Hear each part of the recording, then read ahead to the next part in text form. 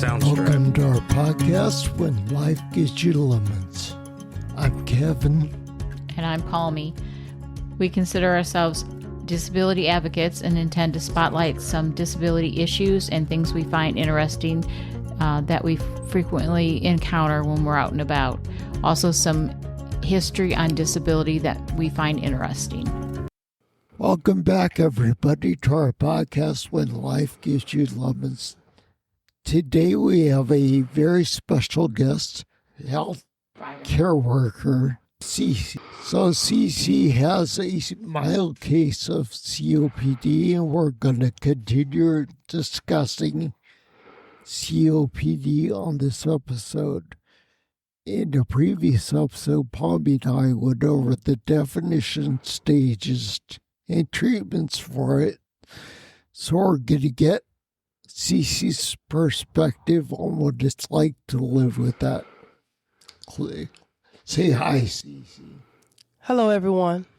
Okay, take a minute and tell everybody, I know who you are and such, but tell everybody else who doesn't know you who you are and how they can get a hold of you if you like it. If you want them to, visiting your Facebook page or whatever. My name is Cece Henderson. On Facebook, I go by Sunshine Henderson. And I was diagnosed with COPD in 2017. I am a mother of 6. Don't really have too many hobbies, but aside working for Mr. Kevin, I'm also a bus driver. And I love that job. I love that more than anything. Working with people is my passion. And I just take everything a day at a time. With COPD, you must. And you must obey what you're supposed to do. Okay, now you're presently having some sinus issues, probably from, just routine pollen.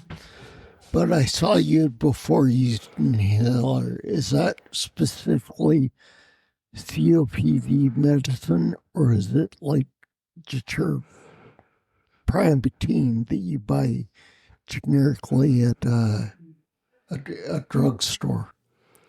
My inhaler is prescribed by my doctor. When I was 8 years old, I was diagnosed with asthma, and I developed asthma through secondhand smoke. I've never smoked in my life, not anything. But as I got older and got a little worse, and when I moved to a new city, which would be here, in 2017, I went into respiratory failure, and after I came out, they diagnosed me with COPD. During that year of 2017, I wore a trach, T-tube first. I wore that for maybe 3 months. It kept cutting off my airway. I had visited the emergency room at least 7 to 10 times. Southeast Hospital, known as Mercy Hospital now, kind of called me or gave me the name, the girl that died 10 times.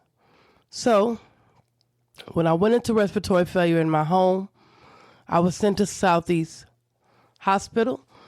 Because they did not have everything they needed, they put me to sleep and sent me to Barnes Hospital. There is where I received the T-tube that kept getting clogged and cutting off my airway. So the next best thing was to get a Jackson. Jackson is a form of a trach.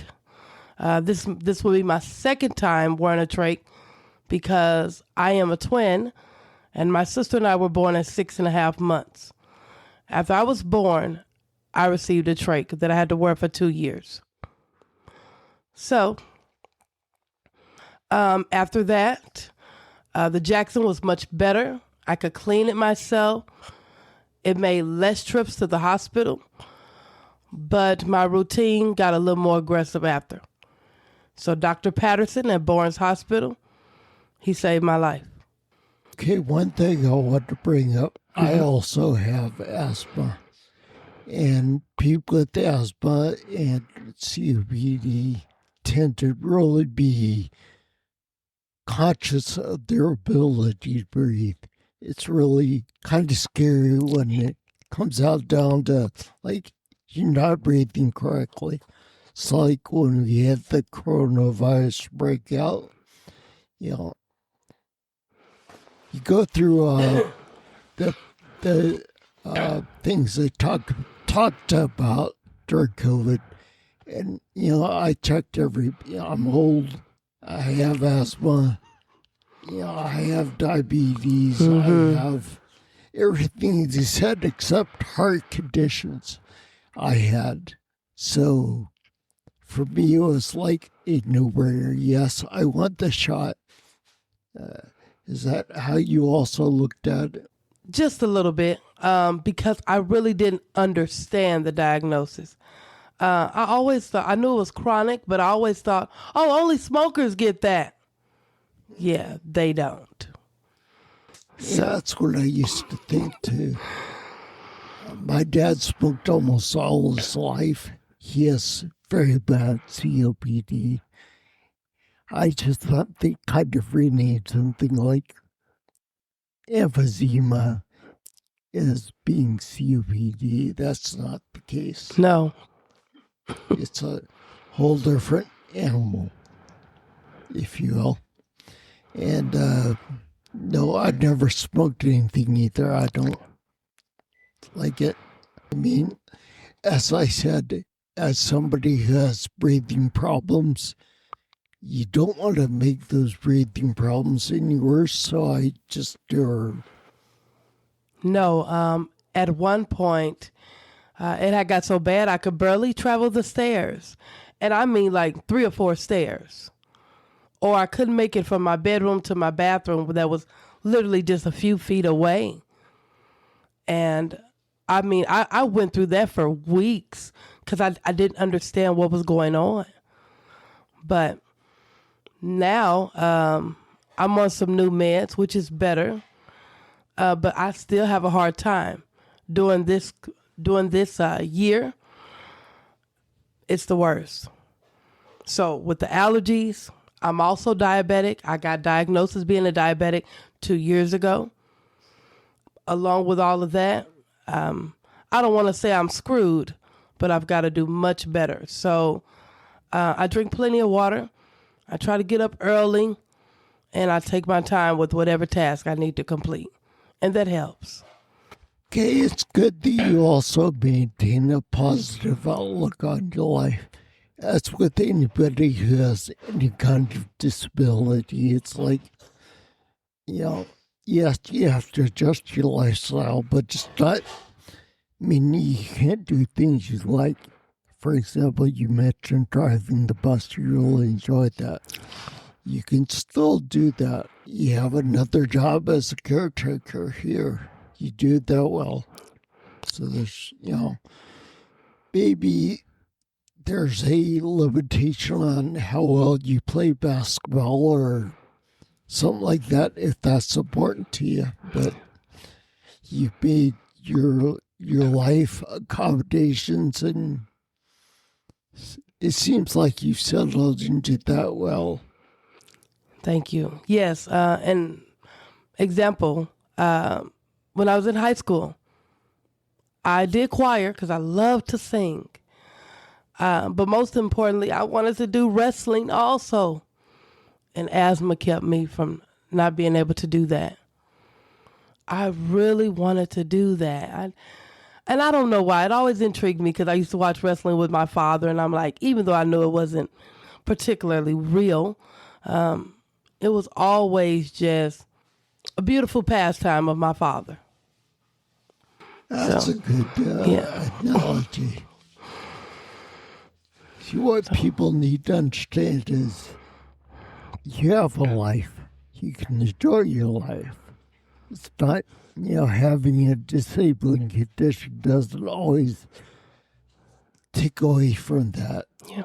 In your case, COPD or asthma may actually, directly affect things like your ability to wrestle or ride cross country or in some ways, other sports like basketball, yeah, you may need to like shuffle it out more than other players do, but I think you could still make a run at it if that was your like desire.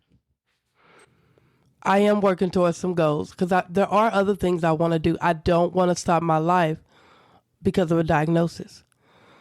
So right now I was at 267, and now that I'm losing weight, I'm at 230. I notice that I'm breathing better.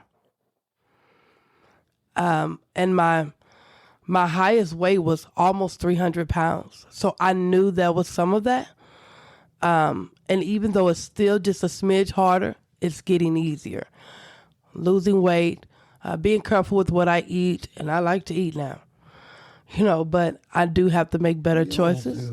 Yes, working towards that. But I feel good about it because my kids are young, ages 12 to 17, and I want to see what they're going to do. I want to see what the future holds for them, and I can't do that if I'm not taking care of myself. Right? Okay. Sounds like you have your life priorities or in order. Okay, what sort of medication are you on? All right. I take a water pill. It starts with the F. I'm sorry, I don't know all the names. It's okay. Okay. And then I take 2 medicines for my heart. And I take one a day, and the other one I take twice a day. And that's just to remove the fluid on my heart, because they had also diagnosed me with congestive heart failure. And when I did my ultrasound with my doctor a month ago, my heart was pumping at 20%. So since I've been on the medicine, I was told it's supposed to be pumping at 70% or better, and it has gotten better. I won't know the percentage till next week, but I'm definitely feeling better than that last appointment. I think it was due to that medicine. And then I also take an allergy pill every day, even though my allergies are still awful, But I also take, because I take like 7 pills, Jardiance. I take Jardiance, and I also take a Trulicity injection. The Trulicity injection is once a week, and Jardiance is once a day. I would like to say I could thank those 2 medications for the weight loss. I think I take some sort of generic version of Jardiance, and I lost a little bit of weight for diabetes. Okay, before when I saw you using your inhaler, what medicine was that? Oh, albuterol. And just regular albuterol. Now, I do have a machine at home I could use also, which has an albuterol plus steroid pack that I could use. Yeah, is that a nebulizer? Yes. Yeah, my dad uses one of those as well. I have 2 nebulizers. One I leave at home, one I take on the go. Well, he didn't go very often, out and about, so he just has one at home. No, I don't take any oxygen. Yeah, the weather played a great, was a big factor in his dealing with COPD. When it got really cold last year, it was like, oh, I can't breathe. As soon as he stepped out the door, not because of his activity, it was just the cold air going to his lungs, I guess. Did that affect you also? Sort of the opposite. It's the heat that bothers me that way. The cool air actually helps me breathe better. So one day I had ran out of my inhaler. It was winter, snow on the ground. I went and sat in my car with the windows cracked until I came down. It was like 2 a.m. And I thought that was the best thing I could do. I started freaking out. Then I was like, no, I've got to remember that. But yes, cold air helps me. I probably have my AC on all year round. The heat destroys me. Well, we're from Florida, so he's like not Maybe used to it. really the shocking cold stuff that he was breathing in. Not to mention, he's your stereotypical old person who keeps his house probably a little too warm for other people. But hey, Well, it's comfortable for me. Yeah. I don't get too warm. do anybody else, any of your kids, distant relatives, whatever, have COPD as well? No, none of my children have COPD. 2 of them were diagnosed with asthma, and they almost like, quote unquote, grew out of it. So they don't have to use a pump, not a machine or anything like that. And they all participate in sports. Yeah, I kind of did that as well. I don't think it's really growing out of it. It's more like you gradually get used to the environment you're in. I agree with that. Well, pollen-wise, after a while, it was like, okay, it's rolling with a problem that I exercised. But that was just me. But I've heard that term growing out of it as well, so I don't think you ever grow out of it. It's just you tend to find out where your triggers are and either modify your behavior or possibly even move to a different environment.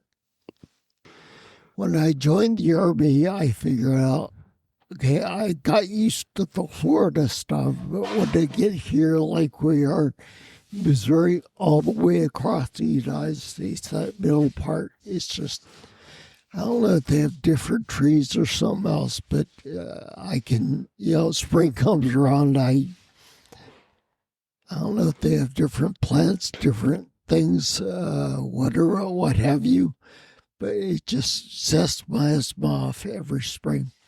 I have like terminal hay fever, my eyes itch, my nose runs, the whole deal. And when that doesn't get your attention, your lungs want to get on the action too. So anyway, what I did is I found kind of like a home remedy. It's not really a quick remedy. It's like get used to it. Local honey. Bees collect pollen from the area. I go with the local honey. You get a small dose of that pollen or whatever it is in this environment, in that honey. Well, I need to try that. And give it a try, see if that helps you out. Thank you. I will. So, for other people who are listening who also have a problem with either asthma or COPD, you mentioned that warm air helps you out. Is it just the air or the weather? Both. Air or cold weather. That's what I hate about Missouri. It's too darn hot in the summer and it's too darn cold. It is. Winter. It's like you get the worst of everything. Oh, and we had tornadoes during the earthquakes. Right. So now your bus driving is out for the local schools. Yes.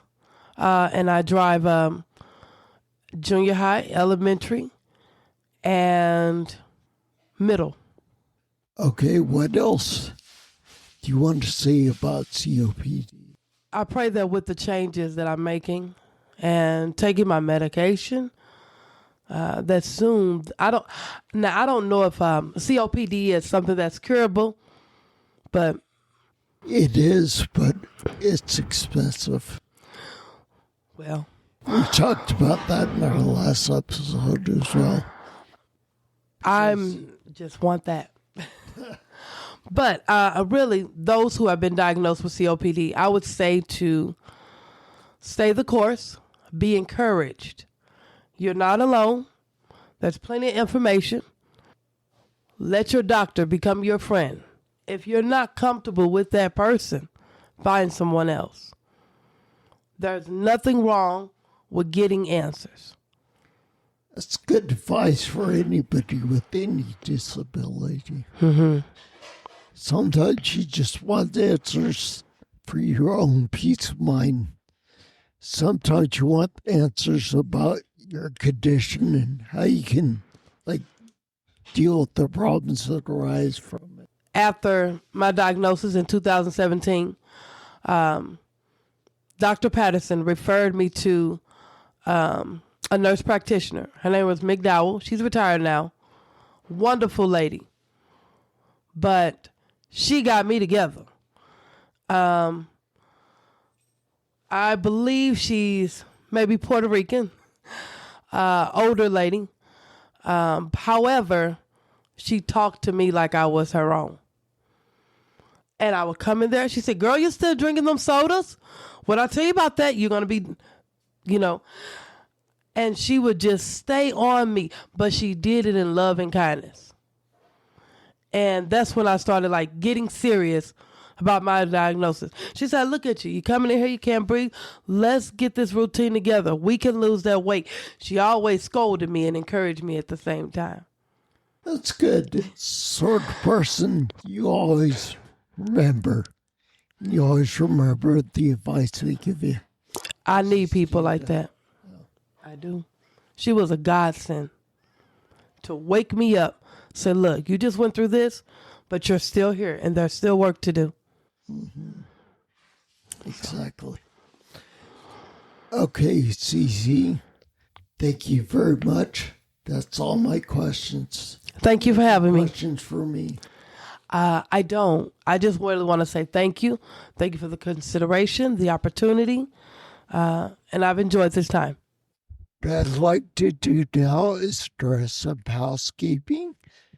We're going to have the same sort of giveaway we did at the end of the season last year.